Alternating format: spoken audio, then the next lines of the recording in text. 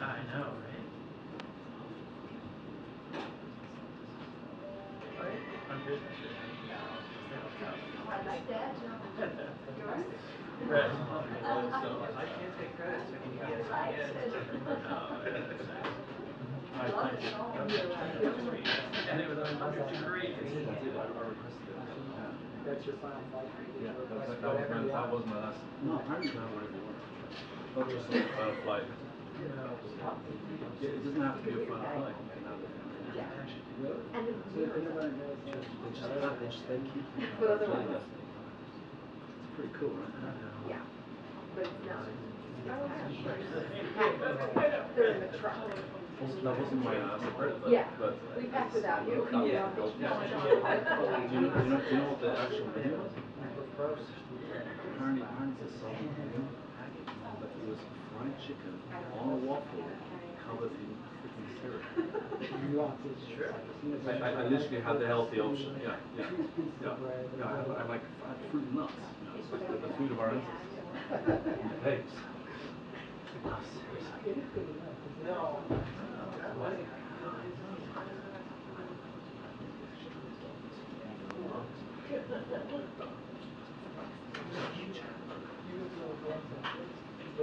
Tell the parents after the pool report.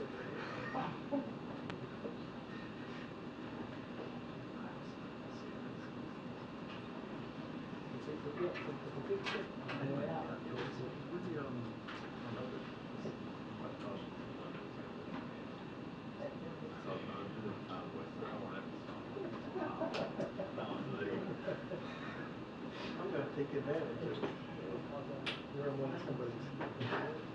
Yes. You're over there. No. No, since you're away over there. Oh, I figured this out. So you know how those old windows are not bulletproof?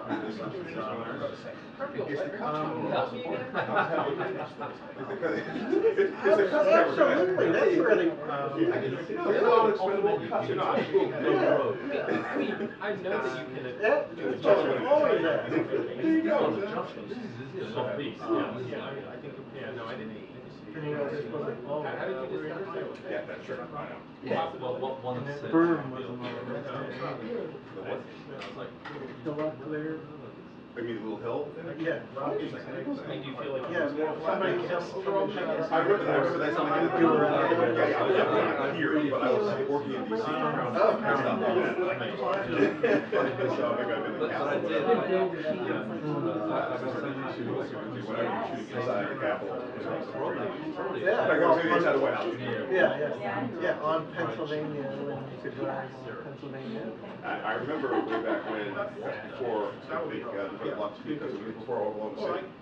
Before you used to be able to drive through. And after somebody realized the rider truck pulling a whole bunch of just driving down Pennsylvania Avenue. Well, they had talked about all of those Pennsylvania Avenue before that, but the concern was the shoulder fire. You know, because if you recall, Reagan was giving them away left and right to Those guys. Yeah, so like if you're like Yeah, I am. Probably have to keep him right there, right? The rest of the flight, I'm guessing, you know.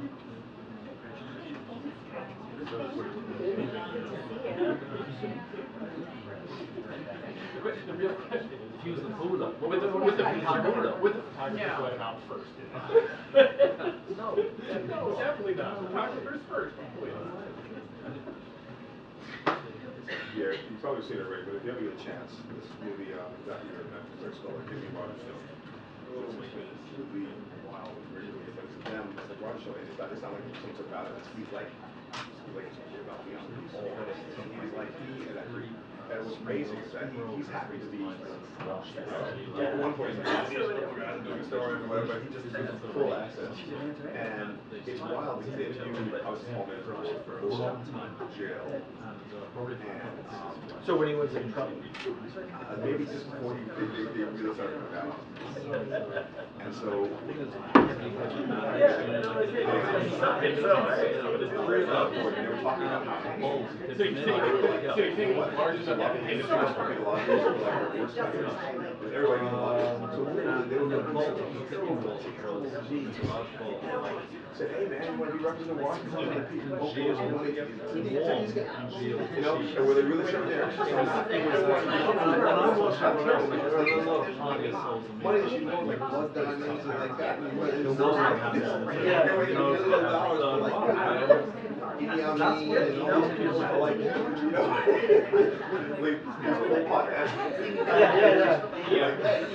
You need a good voice. We'll take care of it. The egg roll. Just Egg roll. Fried egg roll. Yeah, the egg roll, as in meat, you know, I guess meat was very like. Oh, I use the word check. It was like all human. Oh yeah, but it's like actually little gold bars and diamonds. I had my the door. Oh gosh, it was But they just talk about it. They're not. It's not like something hit. Everyone's like, oh yeah. They're like nothing about it. No, it's a matter of record. They were registered properly for the most. Yeah. At one point, like the bottom of Client.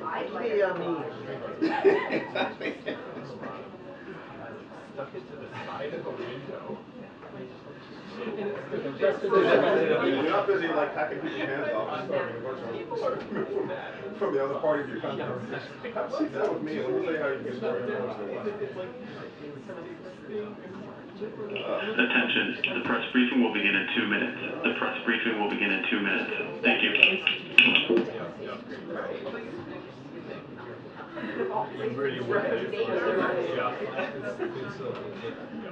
First word problem.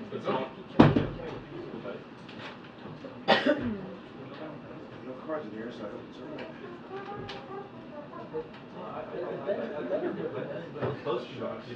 Hey, Anna.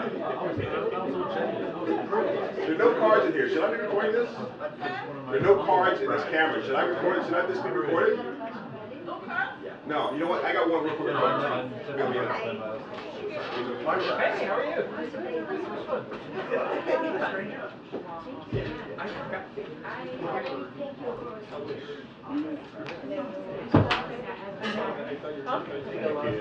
Yes. How are you? I was on vacation and then nobody takes me. How was the trip? So we, I think Oh, thanks.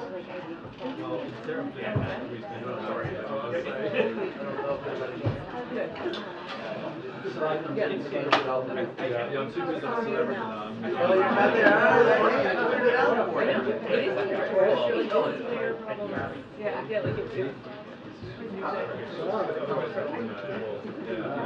Countdown. No. Do we know boy girl? So, remember, after we be dramatic. How should we request? Feel dramatic, no matter what. Like in the drama?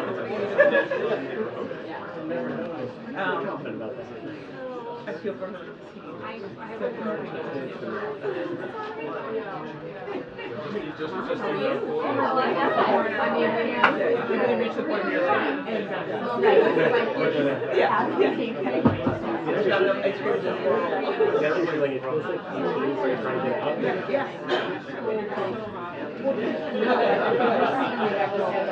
You're getting the like elbow in the hand. That's describing that way. It's like, what?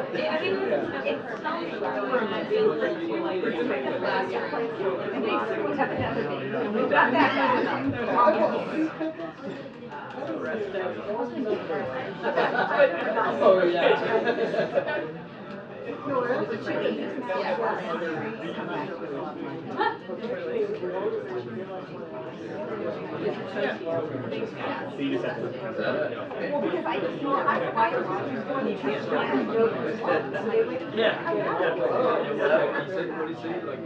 Good job, fella. Good job, man. It's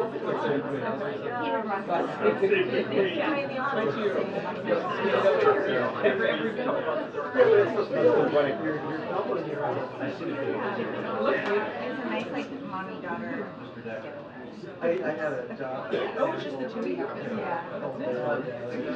Traveling and did a little vacation time here. Are you talking about the African American? I never did so. You know, a lot of interviews, so I'm very good at something. They all want to know.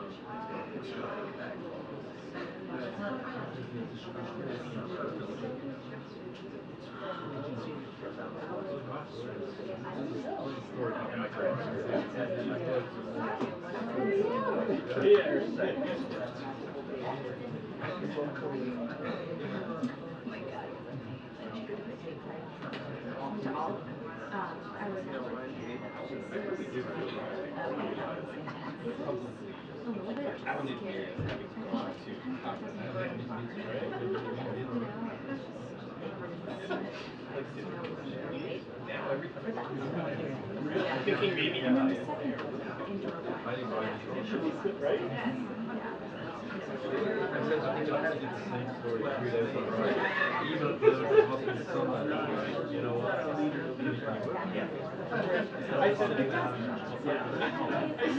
Good gig. Well done.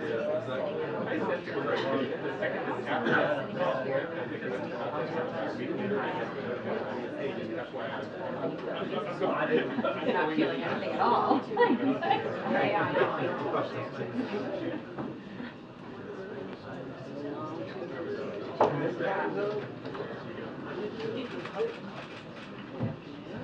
Good afternoon. Hello. Welcome back. Wait, nobody likes my outfit? I'm not quite understanding this. It's okay. There might be issues if people start commenting on my outfit. Okay, so first I want to officially welcome Kelly O'Donnell as the new president of the White House Correspondents Association, and thank you to, she's not here, but thank you to Tamara Keith for her partnership over the last year. Very few people understand just how much work is required by the WHCA and the White House to ensure press coverage and related travels as smoothly as possible. And we are looking forward to working closely with you, Kelly O, and in this next chapter. So welcome, welcome, welcome. I'm excited about it. So I have two things at the top, and welcome to anyone who traveled with us abroad. Welcome back. Hopefully you got some rest over the weekend. But the first thing I want to talk about it's on a subject that's gotten increasing attention over the last few weeks, certainly the last couple of days. And I want to quote a Republican senator in 2022. So bear with me here. Quote, "Leaving our military in limbo is never the right thing to do," end quote. That same senator also said, quote, "Our military isn't a political pawn." The year before, this Republican senator declared, and I quote, "Our job as elected official is to make sure that those who have stepped up to defend our country have the resources that they need to do their job and to do it safely." Strangely, though, the person who said these things seems to have forgotten them, and that person, as you all know, because you've all covered this very closely, is Tommy Tuberville. So right now, Senator Tuberville is hijacking what has traditionally been a bipartisan process, the National Defense Authorization Act. He's also delaying the confirmation of hundreds of qualified and capable military nominees, depriving our armed forces of leadership it needs. The Pentagon is going without a Senate-confirmed Marine Corps commandant for the first time ever in over a century because of this attack on our national security. A cascading effect of delayed promotions threatens to brain drain from the military. And military families do not know where they will live, where spouses will work, where children will go to school.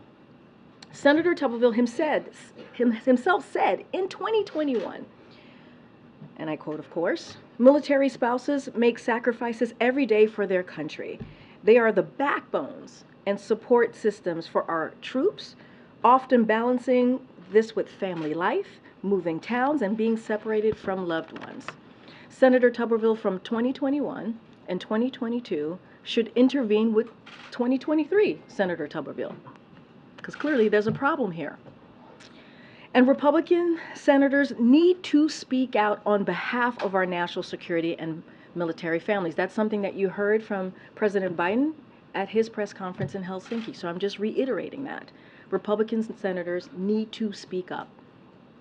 Now, also, have one more thing that I want to share before I turn it over to the Admiral, because we don't get many opportunities to say what I'm about to share, and so I want to make sure that these words come out very clearly, and I'm sure she'll be very shocked that I'm saying this, which is we agree with Marjorie Taylor Greene, which is not something that we say very often. Over the weekend, the Congresswoman, Marjorie Taylor Greene, criticized Bidenomics as being in line with the FDR's creation of Social Security, Lyndon Johnson's creation of Medicare. She also bizarrely attacked Bidenomics because it's reducing poverty in rural areas. We agree with her all around on this. We are opposed to rural poverty, and the president is committed to protect Medicare and committed to protect Social Security, as you heard from him over and over again over the past several months. Now, to be fair, we are aware of her misgivings about Medicare and Social Security because she's a member of the Republican Study Committee, which recently, again, proposed cutting those very benefits. But this is the first time that we are aware of being attacked for trying to reduce rural poverty. Although we probably should have seen that coming, since Marjorie Taylor Greene is also trying to repeal the Inflation Reduction Act, policies that are responsible for high-paying manufacturing jobs coming back to her own district.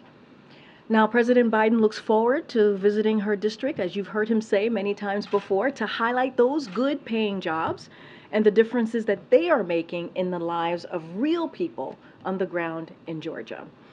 And finally, as I just mentioned, as somebody just talked about his wonderful suit today, the Admiral is here, John Kirby, to take a few questions on some foreign policy news of the day, including Russia's suspension of the Black Sea Grain Initiative, the President's call, as you all know, with the Prime Minister of Israel, and the President's, and also Israel's President's visit tomorrow. And with that, Kirby, the floor is yours. Good afternoon, everybody. So I want to start today by addressing Russia's irresponsible and dangerous decision to suspend its participation in the Black Sea Grain Initiative, which will exacerbate food scarcity and harm millions of vulnerable people around the world. Admiral, I'm not sure the microphone is working. Yeah, we can't hear you. Same for KJP. Yeah, we can Sorry hear about that. Maybe we can. I will contact someone. Should I just yell? you. I can do that. You're on deck. I get it. Admirals can do that. Is that better? Sounds like it is, no? No, Yeah? I don't think No. so. Okay. Give us a second. Want to make sure you're heard.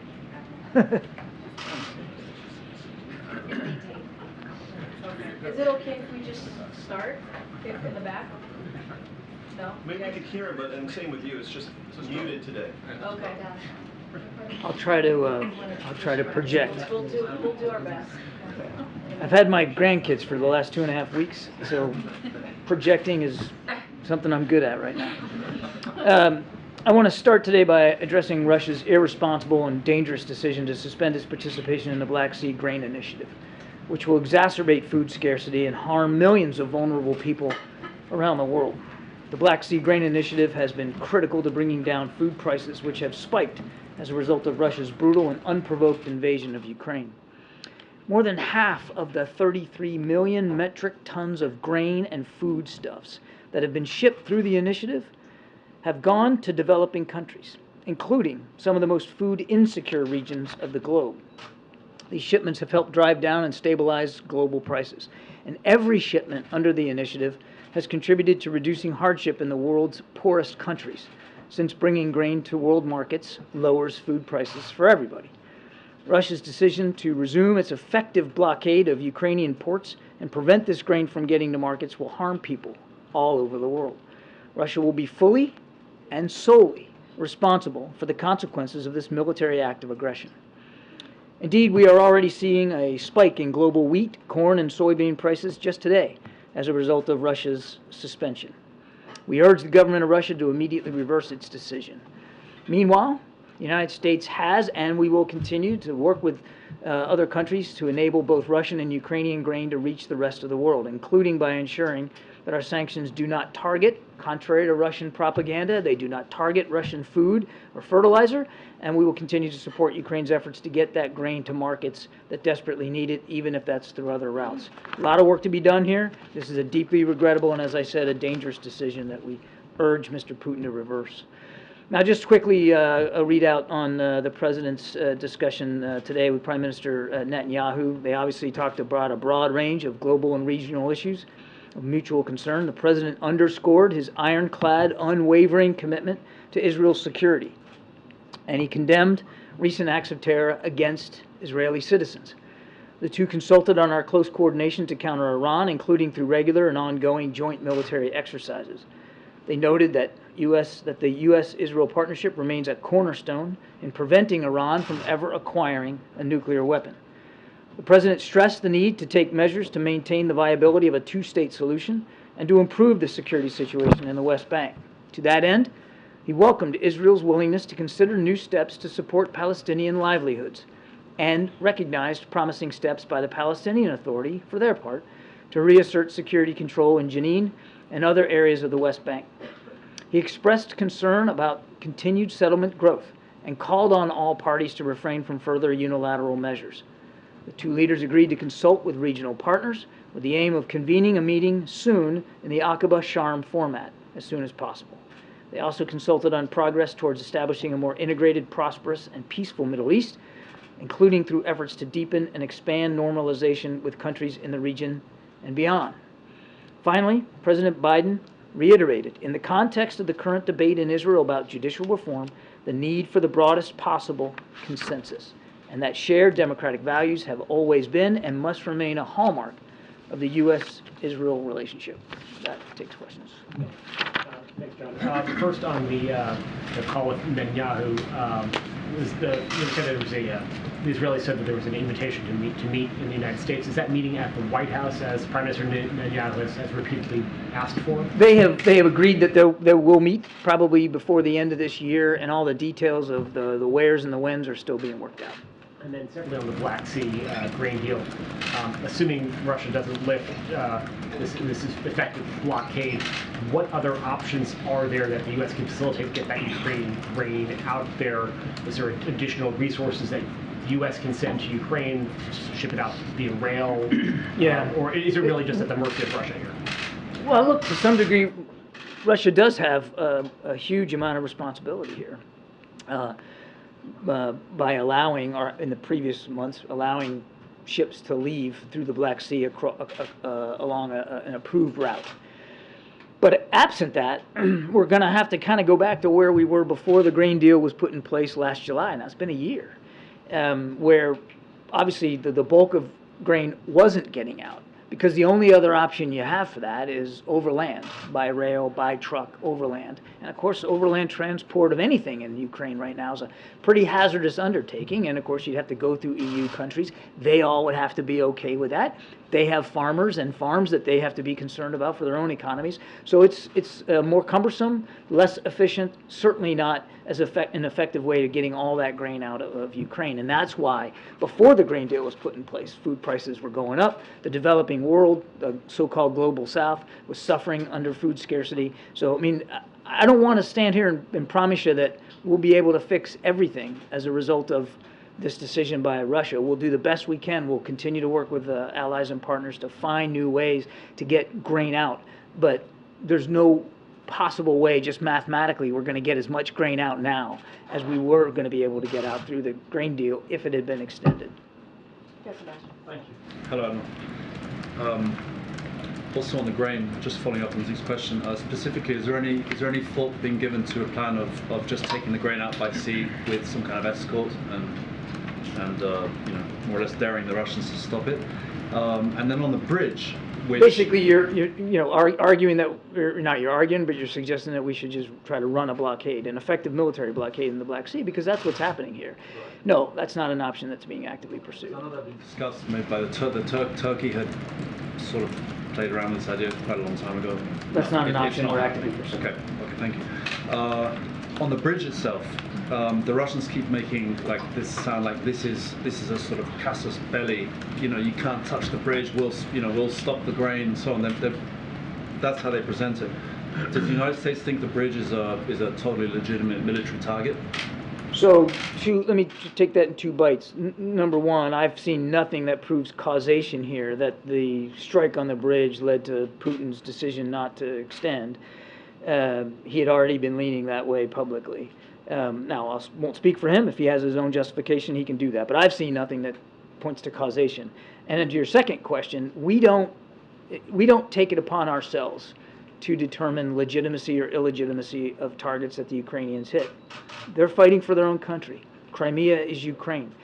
And we don't tell them what is or what isn't legally a legitimate target. They determine their targets for themselves. Okay, so it's not at all in the same category as strikes inside Russia, which is something. Strikes inside Russia, we made it clear to the Ukrainians that we won't encourage and we won't enable strikes inside Russia. What we are trying to do, and have been for 16 months, is making sure that they can defend their own territory and to push back the Russian aggression on Ukrainian soil. Crimea is Ukrainian soil. Just to clarify something, Russia is calling the bridge attack a terrorist attack. They're blaming Ukraine. The Ukrainians have not, though, claimed responsibility. Have you determined who's responsible, or are you commenting on who's responsible? We are not in a position to attribute the attack to any particular party at this point. And you've made clear, obviously, publicly you're urging Russia to reverse this decision on the grain deal. Privately, are U.S. officials reaching out, discussing this matter with your counterparts in Moscow? We are discussing it with our counterparts at the UN and with our allies and partners. I know of no specific discussions with Russian officials directly about it. And can you just discuss again how immediately we may see the impact of this deal being terminated? When will vulnerable countries? I mean, prices went up today. Corn, soybean, and wheat all shot up today as a result of this decision. So we're seeing the impact right now. Thanks. Admiral, just one more follow on the bridge. Have you assessed whether the attack had any effect on Russia's strategic ability to move military equipment in and out of Crimea? Yeah. The short answer is I don't know. I mean, I can't. We haven't. Let me put it another way. We haven't seen any impact of the strike on the bridge to Russia's defensive posture and their military capabilities in Crimea or in southern Ukraine. I mean, they are still arrayed in defense in depth. They are still fighting Ukrainian forces, still trying to push back elements of the Ukrainian counteroffensive. I think it's just too soon to know whether that attack on that bridge is going to have any significant military impact on their ability to continue to fight this war. And yes, it provided land access, terrestrial access to Crimea, but the Russians have many, many, many other ways of providing logistics and sustainment to their troops in Ukraine. So my hunch would be that this won't have a dramatic effect on them. Just another on Israel. The Congresswoman Jayapal said that Israel is a racist state. She later walked that back, but there's been one in a number of comments from some Democratic lawmakers about Israel, and just wondering if the White House had any response to those comments. Well, we saw that she apologized, and we're glad she did. We think an apology was the right thing to do for those comments. I think, as you saw from my readout of the call with Prime Minister Netanyahu, and you'll see this tomorrow when the President gets a chance to meet with President Herzog, our commitment to Israel is ironclad, and we're going to make that clear and consistent every chance we get. Karine, thanks, Kirby. I want to ask you about the Chinese hacking campaign that affected Secretary Raimondo, among others. Do you have an update on how much damage may have been caused by this hack, what information was taken, and also what does this episode tell you about the Chinese's ambitions and capabilities with regard to spying? Okay, there's a lot there. So just let me set it up here. It's important to remember what this was. It was an intrusion into Microsoft Cloud services on an unclassified level. And this intrusion allowed the hackers to get access to some email traffic, particularly that is the main concern here, of various government officials and agencies. the reason Microsoft knew about it was because we told them about it. We found it and alerted them to that.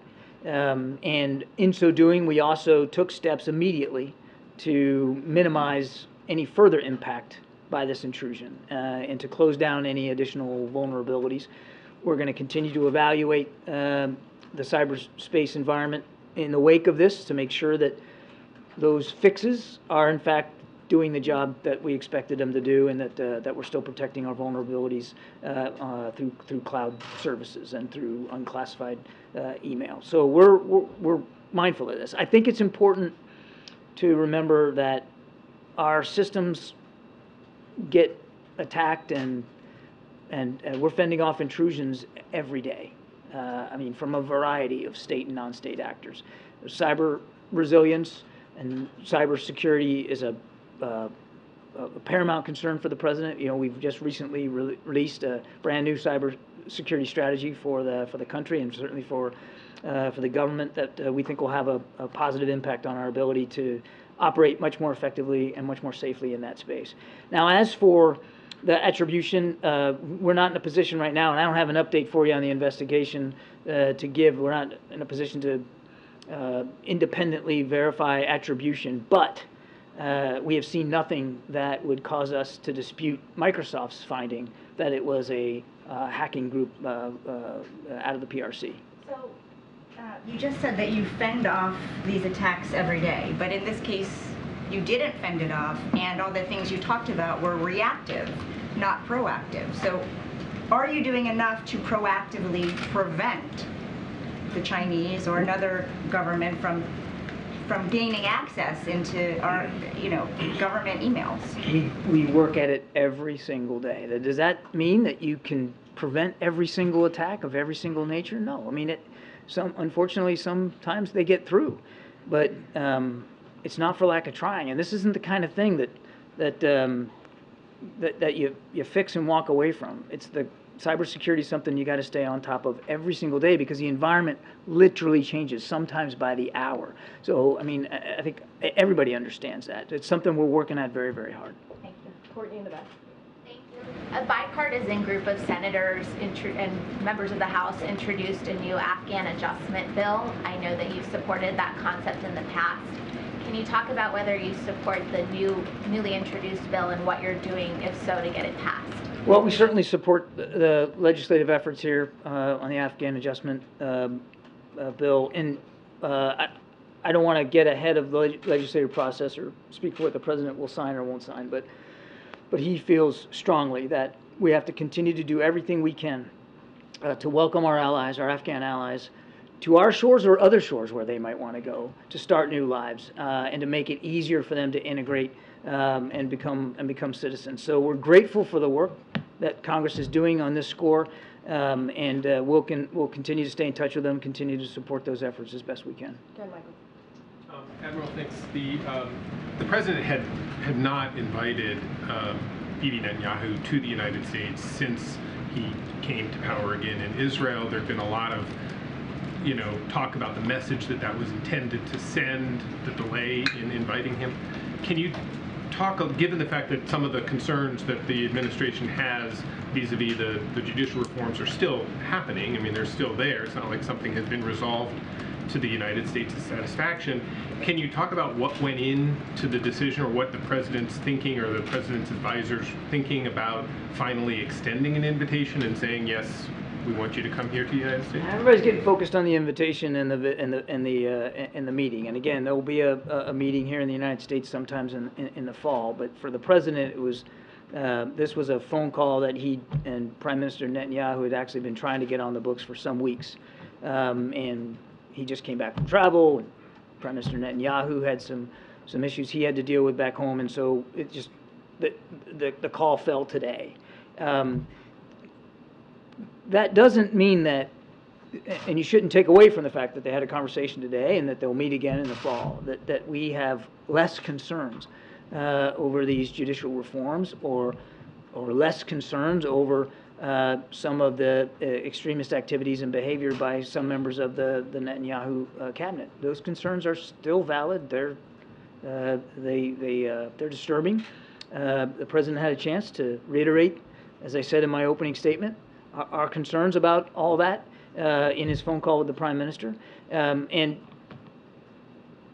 what we have found to be a useful process here is dialogue and diplomacy. These are two leaders that know each other, have known each other for a long time, and as friends can and friends should, you speak honestly, openly, forthrightly, candidly, you lay it out there. And President Biden has done that. He's done it publicly with respect to the judicial reforms, and he'll continue to do it in his conversations with Israeli leaders. So we shouldn't read anything into the fact that he finally relented and said, yes, we'll meet face to face. He believes that it was the appropriate time to have a conversation with the Prime Minister with respect to our relationship, which is a strong relationship, and he believed it was the right time to talk about meeting with Prime Minister Netanyahu sometime in the fall. Good, Jeremy. Thanks. John, given President Herzog's role in attempting to mediate a consensus agreement on this judicial reforms, given the President's own concerns, how much of a focus will the judicial reforms be during their meeting tomorrow? It will certainly be a topic of discussion, as it was today in the call with the Prime Minister. But I don't want you to come away from this thinking that it's the sole topic of concern. It is of concern. The President has made our concerns over it public, clearly. But there's an awful lot of other issues which I fully expect will come up with the meeting with President Herzog tomorrow. The destabilizing activity out of Iran. I think you may have seen the Pentagon not long ago just announced some new deployments of military assets to the region in the wake of Iran's attacks on maritime shipping. The potential for additional protests now in Iran, now that the morality police is back on the streets and minding what women are wearing, as well as climate change and other broad regional security issues, including the normalization and stronger integration of Israel into the Middle East. A lot of the protesters in Israel who are protesting against this judicial reform, they have been sending a message directly to the President, asking for more support, more vocal support from the President of the United States, protesting in front of the U.S. Embassy compound in Tel Aviv. Does the President stand with these protesters, and what's his message to them? The same message that he's been sending publicly since this issue of judicial reform came up, that what we believe strongly in the democratic institutions and the ideals of democracy that the United States and Israel represent, not just in their particular parts of the world, but across the world. And we want to see Israel be as vibrant and as viable democracy as possible. And that means that you build programs and reforms and changes in a way that is based on compromise. And as I said in my opening statement, the broadest possible consensus across the governing organization. And he's been clear, will continue to make clear, that we stand for Israel, we stand for the Israeli people, we stand for Israel's democracy, and we want to see that democracy and the hopes and the dreams of all Israeli people and all their aspirations met through strong, viable, democratic institutions that are built on consensus and compromise. And a quick one on the grain deal. Before pulling out of this deal, Moscow has long complained that Western sanctions restrict the export of their agricultural products. Would the U.S. consider modifying sanctions on Russian agricultural exports or anything else to entice Russia to re-enter this deal? Yeah, as I said in my opening statement, Jeremy, that's Russian propaganda. Our sanctions aren't targeting Russian agriculture. They were still, even as the grain deal was in place, able to get their grain and foodstuffs out, and there's no sanctions on fertilizer. This isn't about shutting down Russian farms. That is a trope that Putin puts out there, so there's no reason to consider changes since we're not doing it in the first place. Way in the back there. Thank you. John, I want to ask you about something that's starting to gain steam here in Washington, which is UAPs, unidentified aerial phenomena. Yes, there is I know what going that to be is. a House Oversight Committee hearing at the end of this month. Senator Schumer has put forth an amendment to the NDAA that is modeled after the JFK Assassination Records Collection Act. What level of transparency does the Biden administration believe that the American public deserves and should have as it relates to UAPs? Well, without speaking to proposed legislation, I won't do that. As you know, the Pentagon has stood up an entire organization to help collate and coordinate the reporting and analysis of sightings of UAP across the military. Before that, there wasn't really a coordinated, integrated effort to do that. And of course, we will always want to be as transparent with members of Congress and with the American people as we can, considering national security concerns. This used to get laughed at for quite some time, for years and What decades. gets laughed at? The idea of Congress taking this up. I mean, Gerald Ford talked about this as a congressman back in 1966, and here we are, what is that, 60 years later, give or take. Is this a legitimate issue? Does the administration believe that getting to the bottom of these sightings in the air, is it a real concern? Is it a real legitimate issue as you see it? Yeah. I mean, we wouldn't have stood up an organization at the Pentagon to analyze and try to collect and coordinate the way these sightings are reported if we didn't take it seriously. Of course we do. I mean, some of these phenomena we know have already had an impact on our training ranges. For when pilots are out trying to do training in the air and they see these things, they're not sure what they are, and it can have an impact on their ability to perfect their skills. So it already had an impact here, and we just want to better understand it. Now, we're not saying what they are or what they're not. We're saying that there's something our pilots are seeing.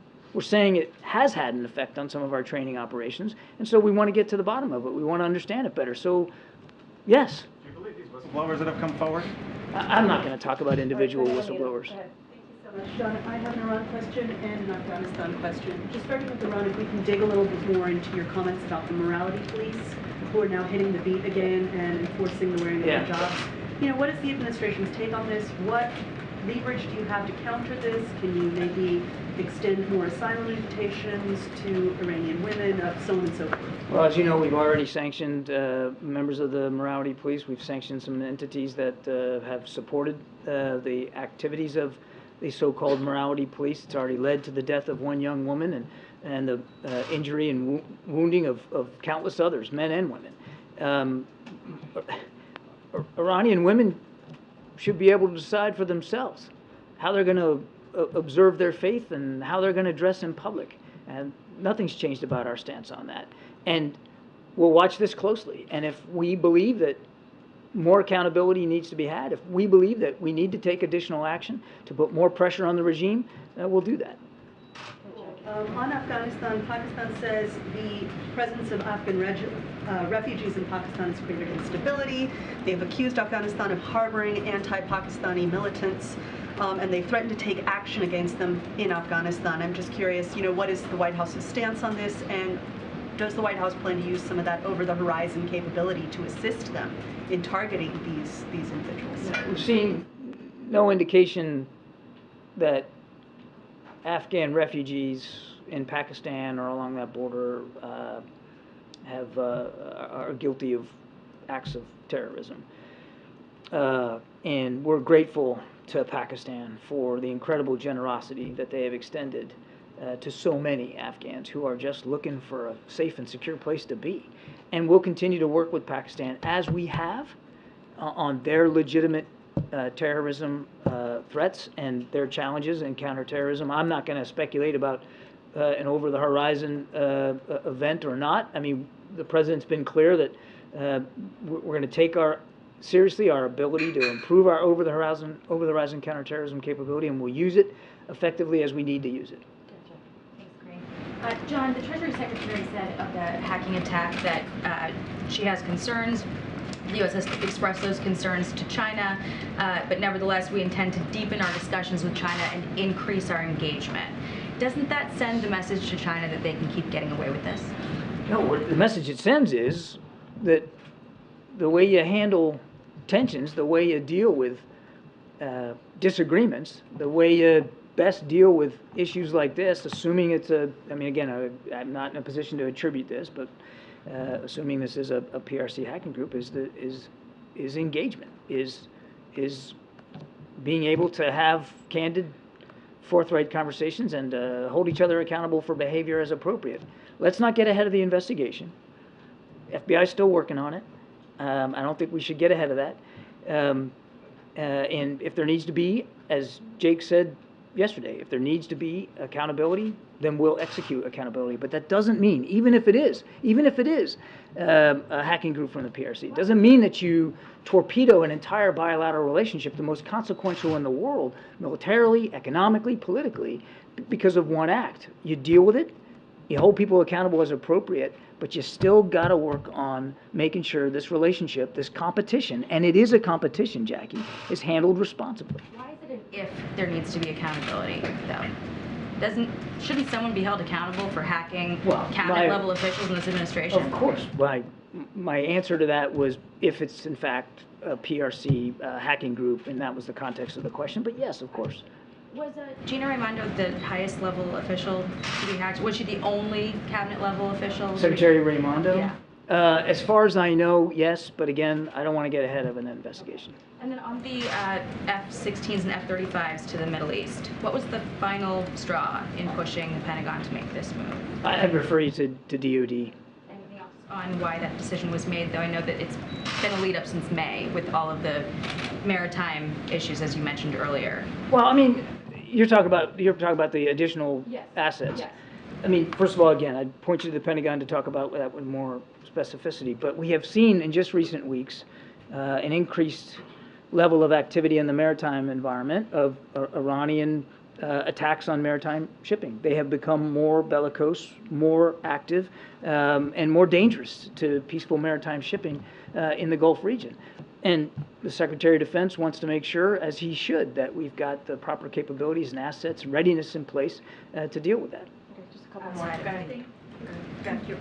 So on Tunisia, this weekend, Libyan border guards have rescued dozens of migrants, including children who have been left in the desert by Tunisian authorities without water or food. Human Rights Watch accused in a report Tunisia of carrying out collective expulsion of sub-Saharan migrants.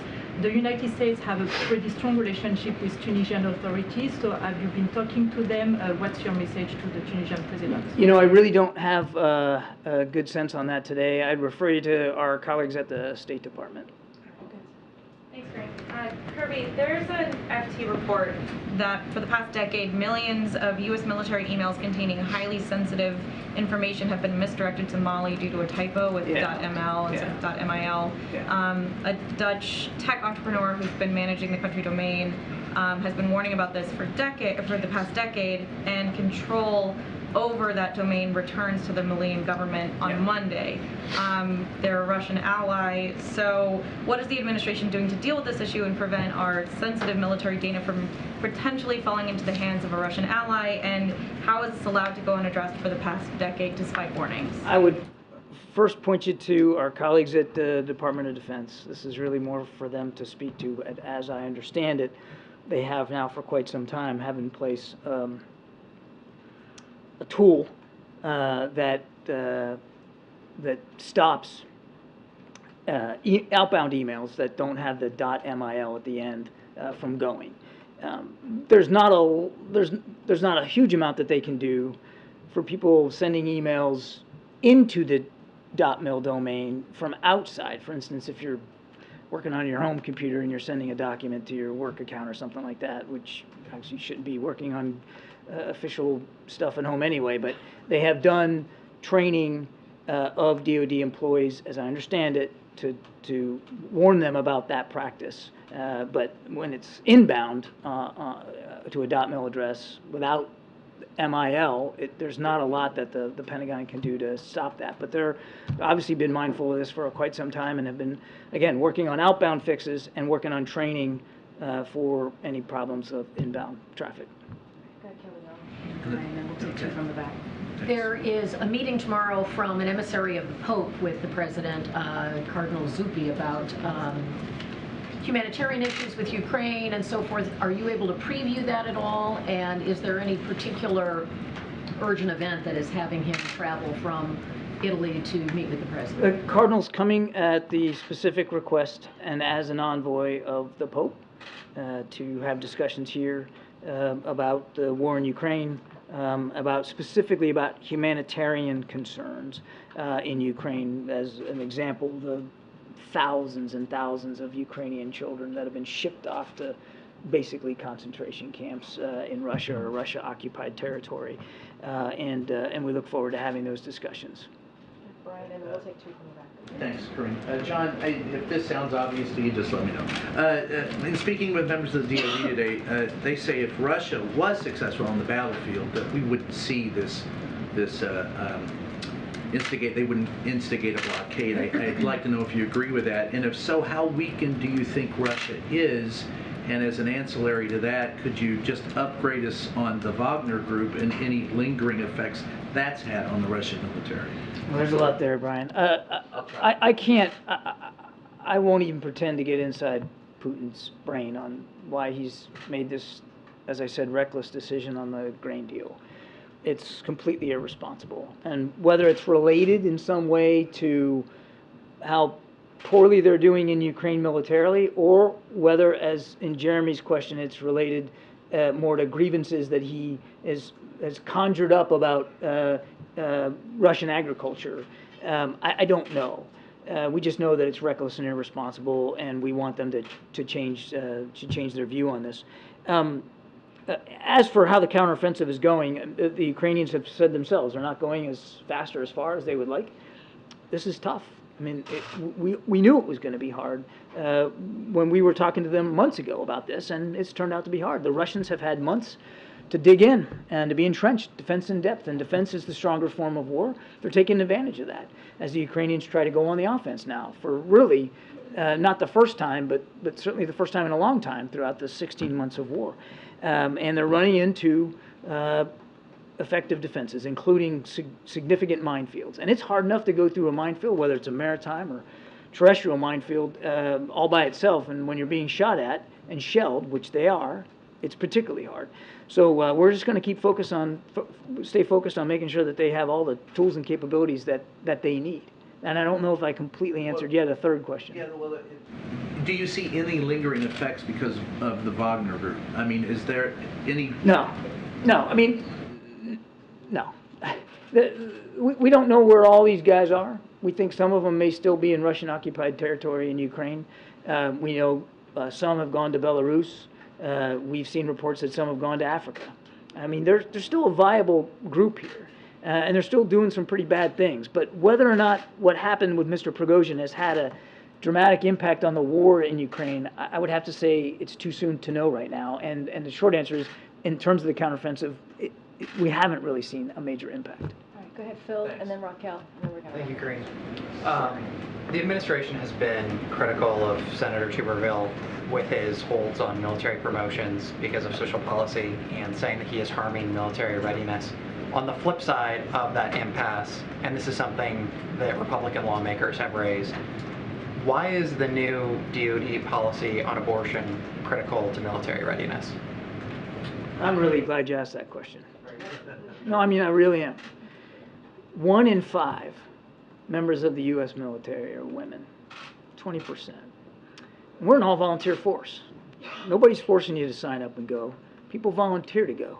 You raise your right hand and you say, I'm gonna do this for a few years or even for my life. And it might cost me my life to do it. And when you sign up and you make that contract, you have every right to expect that the organization, in this case the military, is going to take care of you, and they're going to take care of your families. And they're going to make sure that you can serve with dignity and respect, no matter who you are, or who you love, or how you worship or don't.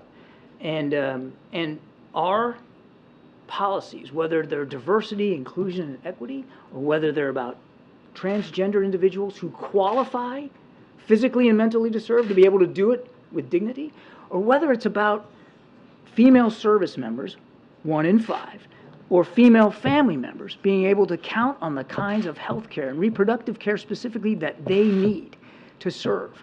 That is a foundational, sacred obligation of military leaders across the river. I've seen it myself, and it matters because it says we're invested in you because you are being willing to invest in us. You're investing your life, your family's livelihood with us. We owe you that back in return. I had a chance a couple of weeks ago to meet with some military spouses here at the White House. Some were active duty members, some were spouses, all were women. And 201, they told me, that abortion laws in this country that are now being passed are absolutely having an effect on their willingness to continue serving in uniform or to encourage or discourage, in this case, their spouses from continuing service. So if you don't think there's going to be a retention and a morale issue, think again, because it's already having that effect. I have a son in the Navy. I think you all know that, and son-in-law too. They're both stationed down in Norfolk on destroyers. And they're proud to keep serving their country in the Navy, but the Navy told them where to go. You go where you're told. That's the way orders work. You go where you're assigned. You don't get to choose. And so what happens if you get assigned to a state like Alabama, which has a pretty restrictive abortion law in place, and you're concerned about your reproductive care? What do? Do you say no and get out? Well, some people may decide to do that. And what does that mean? That means we lose talent, important talent. And we're, again, an all-volunteer force. Recruiting is tough enough as it is with a very strong economy out there. We want to keep the people that we get, and we want to make sure that they can continue to serve. So it can have an extremely significant impact on our recruiting and our retention. Not to mention, it's just the right darn thing to do for people that raise their hand and agree to serve in the military. Okay, Raquel. Thank you so much, Karine. Hi, John. John, last week, Congresswoman Ocasio-Cortez asked the U.S. government to release secret documents about the U.S. involvement in the military coup in Brazil in '64. In a few days before that, a group of Brazilian organizations sent a letter to President Biden to request the same. So what is the U.S. position on this matter, and will the administration consider releasing those documents? I'm going to have to take your question. I am not tracking this particular event, and I don't want to speculate right now, but I'll tell you what, we'll take the question and we'll get back to you. We'll get you an answer. Thanks, everybody. Thank you, Admiral. See ya. And Admiral, I want to say thank you for your service and raising your hand. Dignity and respect. That was really important. Thank you. Oh, now the mic works. Okay, go ahead. Kick us off. I don't have anything else. Thanks, Karine. First off, on the rising grain prices that John discussed before, is there any U.S. government concern that could raise inflation concerns here at home? Really, we saw some positive trend lines in the last few months, but that could reverse some of that progress. So look, I think you said something that I definitely want to lean into. Is we've seen some positive trend lines over the last 12 months, in particular as it relates to inflation, and how we have seen it ease. We saw that most recently in the CPI numbers that we saw just last Wednesday, and so it's gone down 12 months in a row to 3%, which is the lowest it's been in the last 2 years. And everything that you are seeing with our economy being stronger, wages going up, unemployment going down, staying under 4%, something that we haven't seen in 50 years, is because of Bidenomics, as you've heard us talk about. It's because of the work that this president has done, and certainly we are leading globally, and as our economy is getting back on its feet, especially after getting through this pandemic.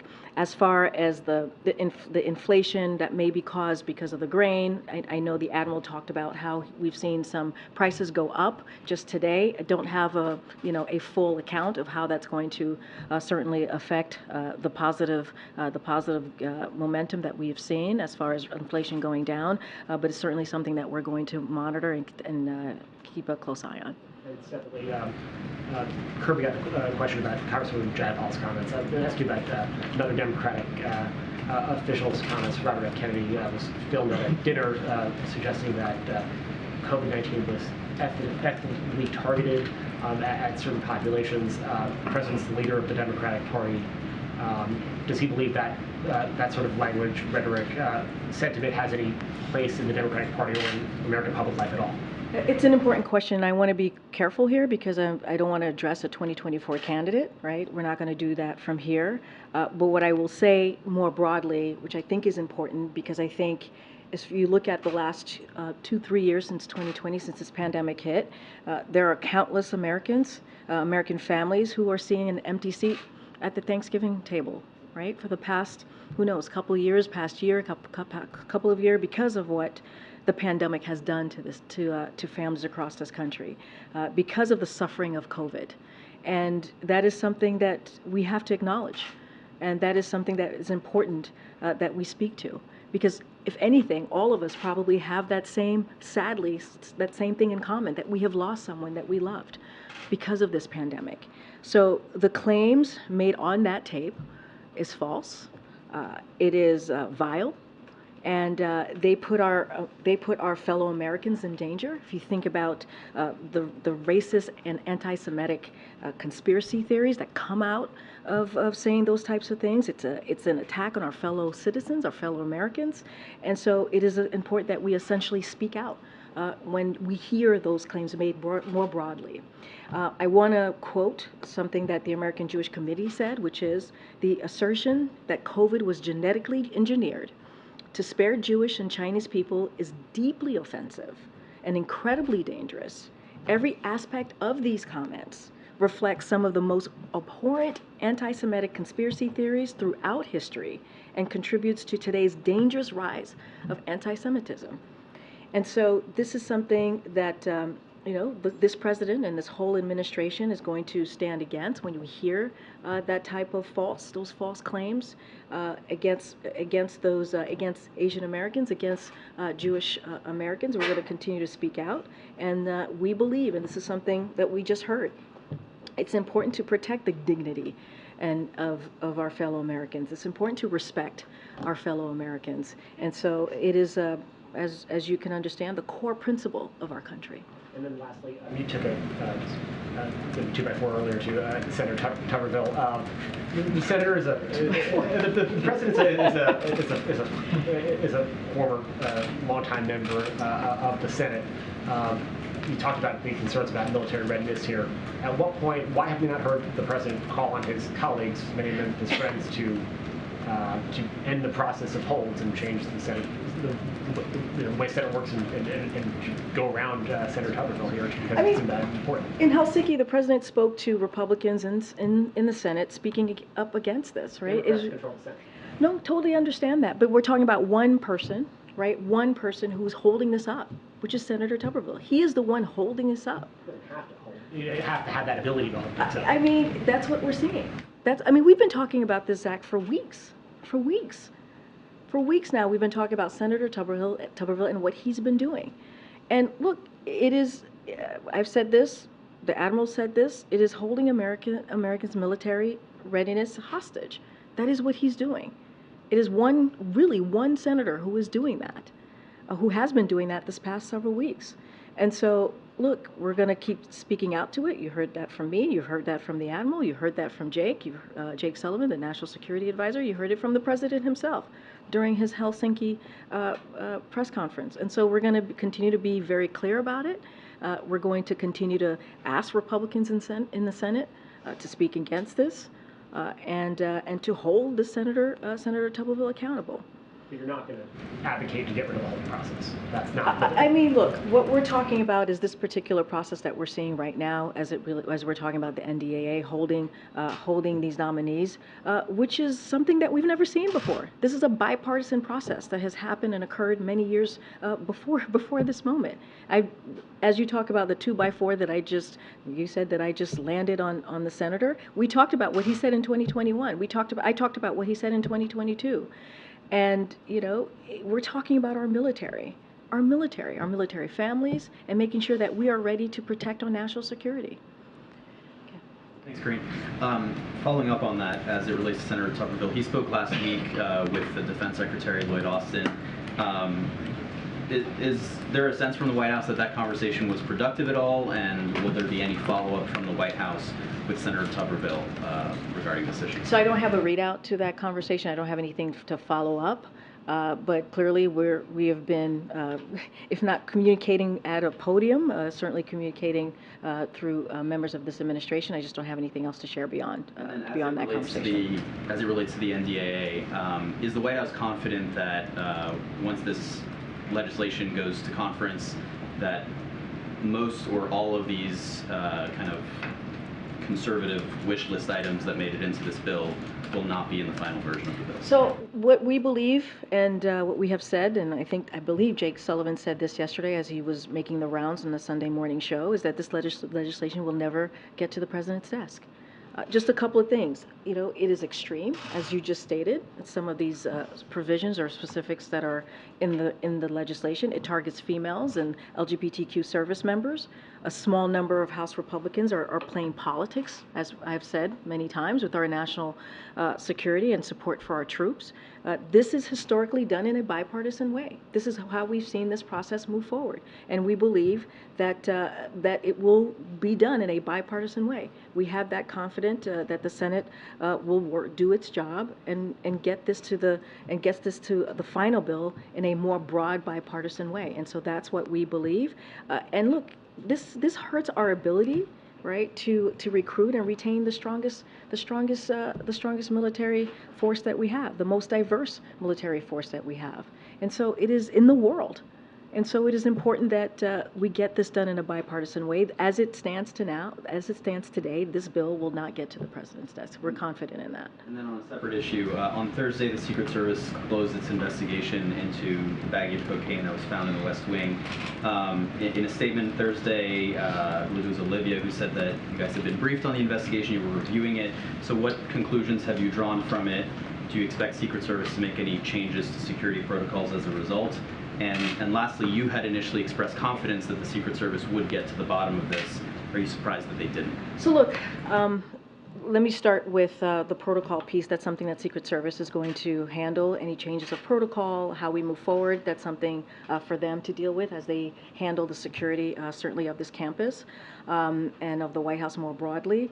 Look, we believe that the Secret Service did a thorough investigation. Certainly not going to opine on the investigation. Of course, we're going to have confidence that they're going to do their jobs and do everything that they can to get to the bottom of this. Of course, that is something that we have confidence. We will always have confidence in that. But as you've just stated, we've been briefed on the outcome, and in their public statement, as well as the Secret Service have said, there is hundreds of visitors that traveled through this area where the cocaine was found across that weekend. And so I'm going to leave it to them for any additional information, but certainly not going to opine on the process here. But we believe it was a thorough investigation. A couple of economic questions, Karine. Does the White House support the aims of the entertainment industry workers who are on strike right now? So look, the president believes all workers, including the writers, including the actors, they deserve a fair pay, right? And they deserve fair benefits. That is something that the president believes. This is a president, as you've heard us say over and over again, that is the most pro-union president in history. And so he believes in and consistently support workers' the right to strike. You've heard him say that. He believes in collective bargaining and how it works. And so that's what he believes. It helps business succeed, and it helps also workers secure wages so that they can raise their family. We've been talking about dignity and respect, so families can raise, Americans can raise, workers can raise their families with dignity and respect. So we sincerely hope that both actors and writers strikes get resolved and that the parties come together and have a mutually beneficial agreement as soon as possible. But of course, we believe that all workers, including writers and actors, have the right, deserve to be able to have a fair pay and benefits. So we've got that strike, we've got the issue with the Teamsters. Is there any concern at the White House that labor strife generally is going to lead to more generous contracts and push wage inflation up higher? Do you agree with current and former Fed officials who say that wages need to not rise as quickly as they are to get inflation back down to target? So look, I'm not going to get into the economics of this, like what economics experts are saying specifically about wages, but what we have seen, right, from the CPI data, that wages have increased. We've seen unemployment go down. We've seen a positive movement with the economy because of what this president has done, because of Bidenomics. I will say this, again, this president believes in that workers have the right to strike. They have the right to ask for fair wages, for fair benefits. He believes in collective bargaining. He thinks that's an important tool that works. And so this is very much a pro-union president. So he's certainly not going to get in the way of that. He's going to continue to make sure that he's protecting that and speaks to that. But as it relates to the economy more broadly, what we've seen from the data is important as well. What we've seen from what the president has done with his own policy is indeed working. When you think about more than 13 million jobs created, when we see wages going up, when we see unemployment going down, that's important. That's because the president has made it a priority to make sure that we have an economy that works for all, that builds an economy from the bottom up, middle out. And that's what you've seen from every policy that this president has put forward. And just one more on that. The president had a tweet out last night saying that real wages for the average American worker are higher than they were before the pandemic. That tweet has now been annotated with a message from the platform saying that is not factual, and that they have some stats and some charts footnoted along with that. Do you welcome that kind of contestation from tech platforms? We disagree. Do you have any? Well, we disagree because we're looking at the data from February of 2021, and what we've seen is that wages have gotten stronger, have increased. We've seen that Bidenomics has been really helpful in getting to make sure that we build an economy that leaves no one behind. What we've seen from the beginning of this administration with the American Rescue Plan, making sure that we're dealing with COVID, we're just talking about COVID and what the president has been able to do to deal with an issue that turned our economy upside down, that took the lives of many Americans. And because of this work that this president has done, and also what Democrats were able to pass very early on, we've seen an economy that's now growing. And so that is how we're going to continue to move forward, make sure that, again, we have an economy that works for all. And are you able to share that information with Twitter, given the judicial? Sure. We're happy to do that afterwards. Go ahead. Thanks, Karine. Just one follow-up on UPS. The Teamsters president specifically urged the White House not to intervene in the case of a strike using the Taft-Hartley Act. Will the White House promise not to intervene if workers, in fact, do go on strike? So look, anytime we hear, there are these discussions, we want to ensure we're playing a constructive and productive role, right? That's how we kind of move forward here. As you just stated, the Teamsters have asked us to not get involved, to intervene, and hopefully the two sides can reach a mutual agreement and come to the table and do that collective bargaining that I was just talking about. We'll continue to be in touch with both parties constructively, support any efforts to reach a solution. But again, we are confident that both sides are going to come to an agreement, and continue to have a constructive presence as we continue to stay in touch. So that's our role that we see playing moving forward. Yeah. Thanks, Karine. First, following up on the cocaine, you said that it was very important to President Biden that the Secret Service get to the bottom of who brought it into the White House. So can you just talk about his reaction when he learned that the investigation did not end with a suspect? No, and I appreciate the question. Look, I'm just not going to opine on this, not going to get into specific on this. We believe the Secret Service did a thorough investigation. We've been briefed of the outcome. They shared the detail in a public statement, which I think is important for the American people to hear directly from the Secret Service who did the investigation. Look, one of the things that they said in the public statement is hundreds of people come through this particular area, and it's a heavily traveled working area, and so that's what they were able to find doing this thorough investigation.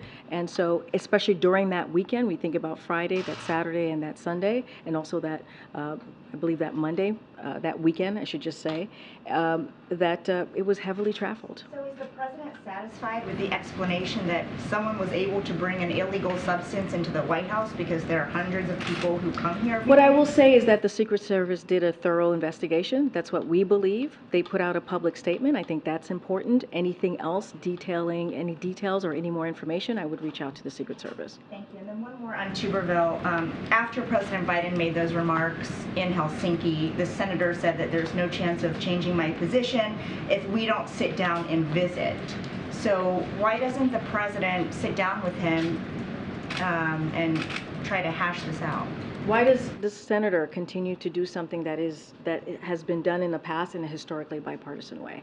Why? Why make this political? Why politicize and make it partisan?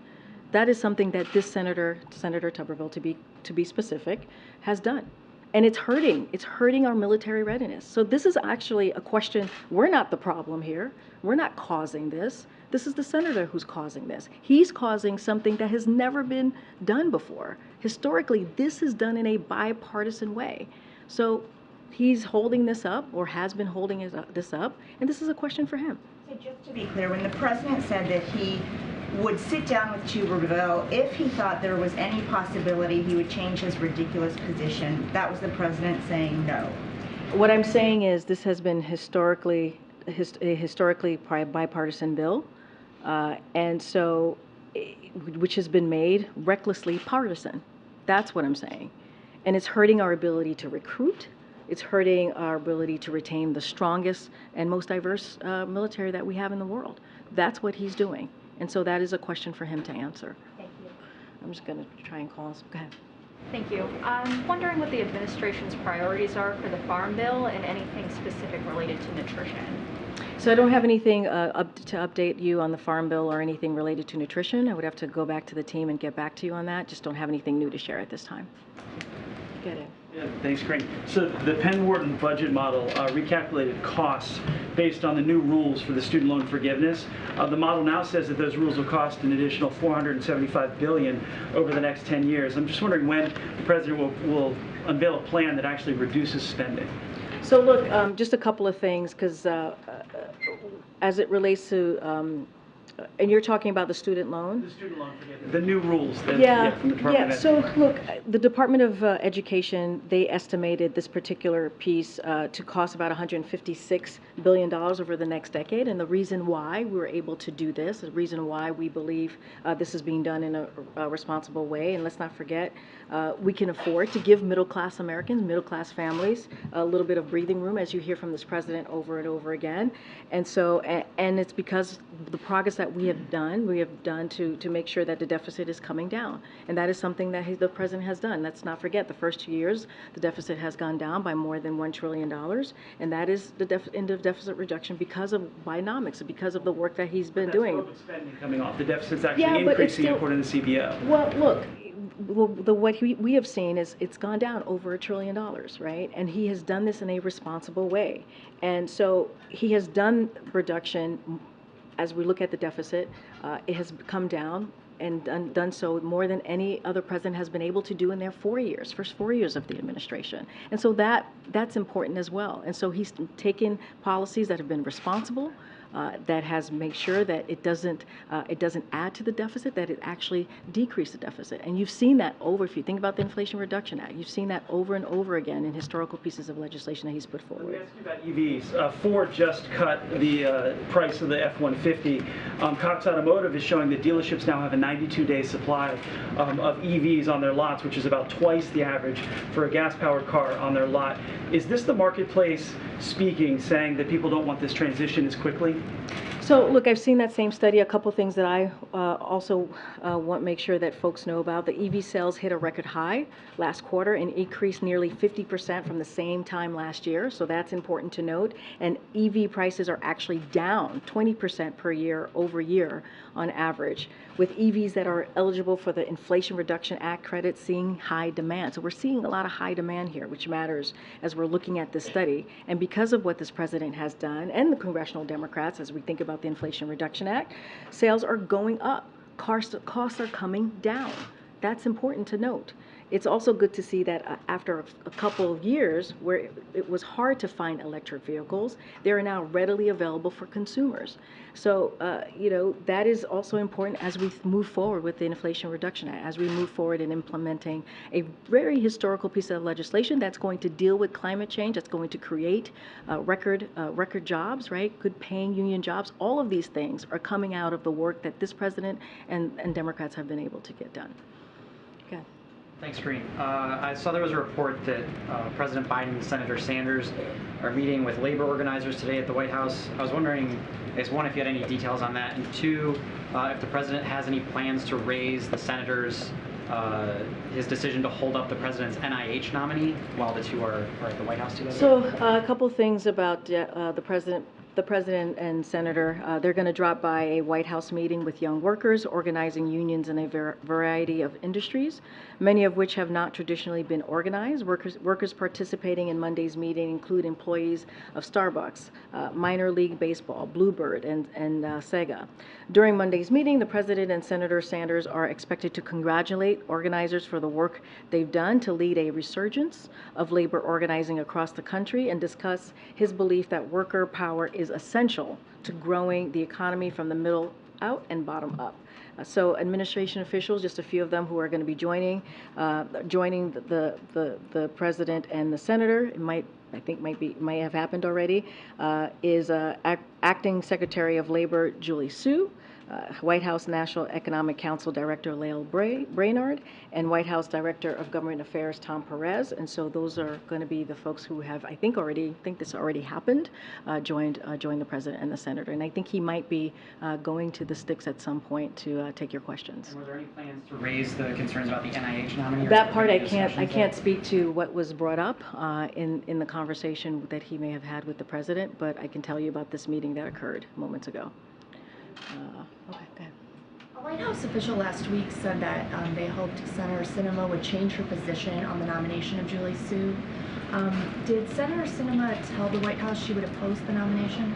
So I don't have anything to share. She's going to have to, clearly the senator can speak for herself. What I can say is that we are committed to Acting Secretary Julie Su to get through and become the next Secretary of the Department of Labor. That is our commitment that we have had for the past several months, and we're continuing its unwavering commitment. And so we're going to continue to fight hard. The president is going to continue to fight hard. His White House office is going to continue to fight hard to get her through. We believe that she is qualified to be Secretary of the Department of Labor. She has shown that over and over again as a Deputy Secretary of Labor. She has been effective, and she got, as you all know, Democratic support when she became the Deputy Secretary of Department of Labor, and we believe that she should get that support for this secretary position as well. Go ahead, Courtney. Thank you. I wanted to ask about Julie Su again. Is the White House still actively having what you call those war room meetings with different officials to try and get her confirmed? So what I can say is we're actively working very hard to get her confirmed. We believe she is qualified to be the Secretary of Department of Labor, and so that is our commitment and the President's commitment. I also wanted to ask you about the two strikes in Hollywood. Is the White House or another representative of this administration going to get directly involved in that? Look, I don't have any more to share of what I just laid out. Look, we believe, and the president knows, that collective bargaining works for employees and employers. That is something that he's been very consistent about and has said over and over again. He urges both parties to negotiate in good faith and reach a mutual acceptable resolution. And so that's what the president's going to call for. And he believes that both writers and actors, they deserve a fair pay and also fair benefits. All right. Teamsters piece, you mentioned how you're keeping in touch with both parties on this to be a constructive part of it. Who in the administration is doing that? I know in the past on different union issues you've appointed certain cabinet officials or White House officials to lead on that. So I don't have I mentioned just last week, I had mentioned for EAW, we talked about Gene Sperling. As you know, Julie Su has always been as the acting labor secretary, has always been involved at least in having these conversations, staying in touch. Don't have anybody particularly leading it, but certainly Julie Su is certainly involved in keeping in touch and having those conversations. Thank you. Great. Thanks, everybody. See you tomorrow. Thank you.